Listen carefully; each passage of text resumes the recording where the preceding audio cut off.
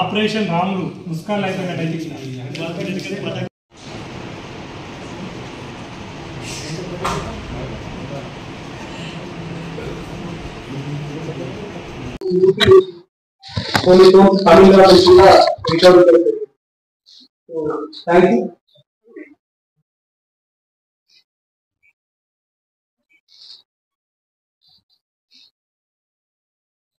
Commissionerate తర్వాత మన district top position లో ఉంది మొబైల్ ఫోన్ రికవరీ.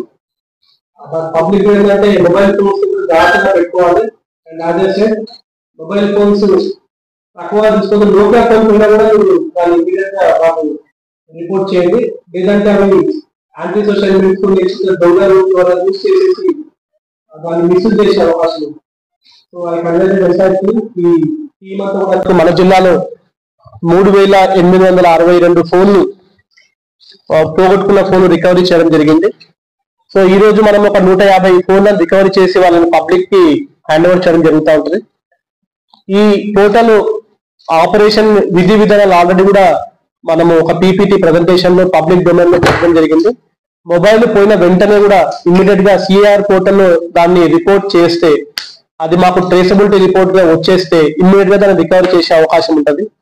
మనం లేట్ చేసి ఏంటంటే ఆ మొబైల్ మన బార్డర్ దాటి పక్క దేశాలకు కూడా వెళ్ళిపోయే అవకాశం ఉంటుంది.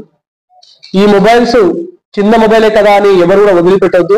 ఈ చిన్న మొబైల్స్ దొంగతనం చేసిన మొబైల్స్ యాంటీ సోషల్ ఎలిమెంట్స్ కానీ టెర్రరిస్ట్ యాక్టివిటీస్ కానీ యూజ్ చేసే అవకాశం ఉంటుంది. కాబట్టి మొబైల్ చిన్నదైనా పెద్దదైనా మీ మొబైల్ మీ దగ్గర నుంచి దొంగతనమైనా పోగొట్టుకపోయినా కూడా ఇమ్మీడియట్ గా ఈ సిఆర్ పోర్టల్ రిపోర్ట్ చేయాల్సిన అవసరం ఉంటుంది.